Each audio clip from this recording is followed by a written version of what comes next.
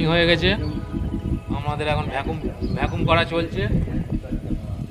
এই যে শিবু, আমাদের মেশিন ফিটিং হয়ে গেছে, আমাদের এই যে ভ্যাকুম চলছে, মেশিন চালু হয়ে গেছে। এই যে অন্য অন্য মেশিনের হাওয়াটা সামনে দিয়ে যায়, কিন্তু এই মেশিনটা হচ্ছে আউটডোরটা পুরো রাউন্ড শেপের তৈরি।